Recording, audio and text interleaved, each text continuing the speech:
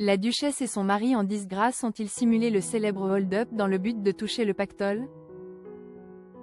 Connus pour leur goût du faste et de l'excès, le duc de Windsor et son épouse, Wallis Simpson, étaient habitués à mener la grande vie, une habitude qui s'étendait à la vaste, et coûteuse, collection de bijoux de la duchesse. Aussi, lorsqu'ils ont été victimes d'un cambriolage extraordinaire en 1946, on peut imaginer quel fut leur choc, ou quel eût été leur choc s'ils n'avaient pas, selon toute vraisemblance, inventé ce vol de toutes pièces.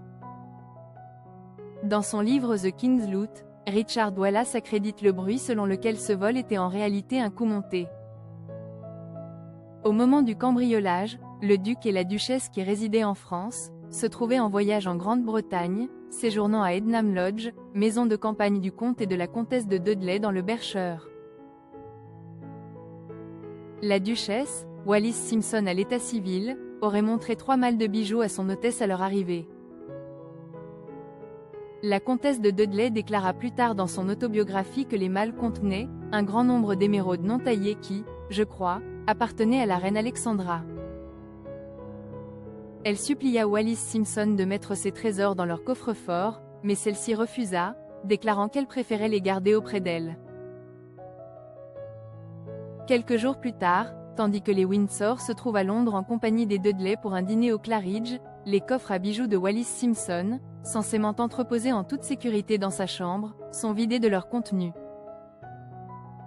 Dépêchés sur les lieux du délit, les enquêteurs de Scotland Yard s'aperçoivent vite de plusieurs détails étranges. Pourquoi les domestiques n'ont-ils rien remarqué d'anormal?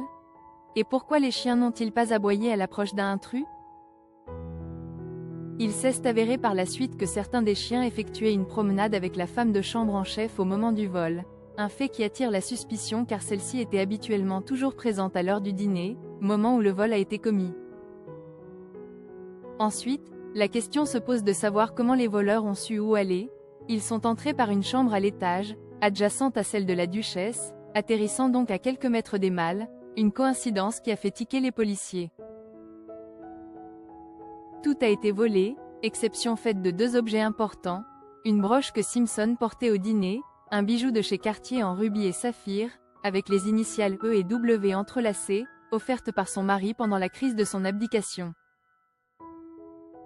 L'autre bijou est une broche livrée par Cartier le matin même, un oiseau de paradis en saphir et diamant de 65 carats, qui, pour des raisons inconnues, avait été caché sous un vase dans la pièce. Plus tard, le duc devait affirmer que cette broche se faisait en réalité partie du butin volé, ce qui a amené certains à se demander si des motifs plus obscurs n'étaient pas en jeu. Qu'est ce qui a été volé exactement et pour quel montant? La question n'est pas tranchée. La plupart des historiens s'accordent à dire qu'une dizaine de bijoux de valeur ont été dérobés et n'ont jamais été retrouvés, pour un montant estimé à 500 000 livres sterling de l'époque, l'équivalent de 20 millions d'euros d'aujourd'hui. Mais le duc, confus, avait pourtant déclaré aux journalistes que la perte ne représentait que 20 000 livres sterling, ce qui est étrange, étant donné que c'était le prix de la broche Cartier à elle seule. Son comportement élusif et ses déclarations peu claires ont jeté de l'huile sur le feu, amenant de nombreuses personnes à estimer que les Windsor avaient été complices de leur propre vol.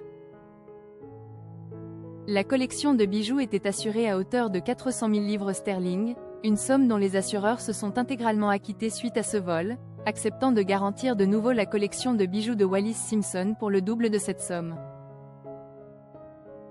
Un an plus tard, le couple apporte une grande quantité de pierres précieuses à Cartier, pour les incorporer dans des montures flambant neuves. Tandis que le duc et la duchesse de Windsor profitent enfin d'un peu de repos après ce délit éprouvant, la rumeur quant à leur véritable rôle dans l'affaire se propage.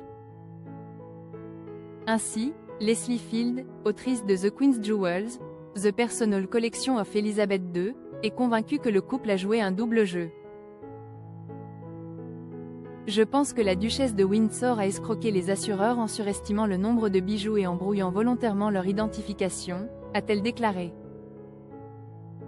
Au moins 30 objets qu'elle a désignés comme volés se sont retrouvés dans le catalogue de Sotheby's à Genève en avril 1987 et ont été vendus à des prix élevés.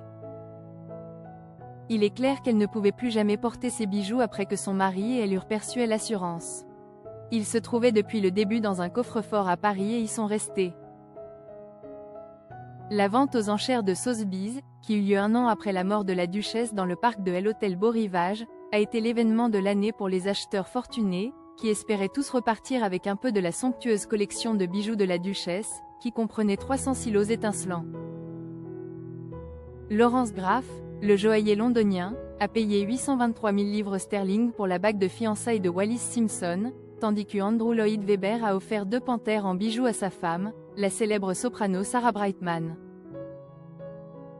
Même Elizabeth Taylor avait participé à l'opération par téléphone depuis Los Angeles pour acheter une broche en diamant en forme de plume et de couronne du prince de Galles. À la surprise générale, Wallis Simpson avait fait de l'Institut Pasteur le bénéficiaire de l'argent récolté par la vente, et 39 millions de livres sterling ont ainsi été donnés. Mais qu'achetait-on vraiment? Des bijoux originaux? Des bijoux volés? Ou des bijoux reconstitués? Le mystère demeure.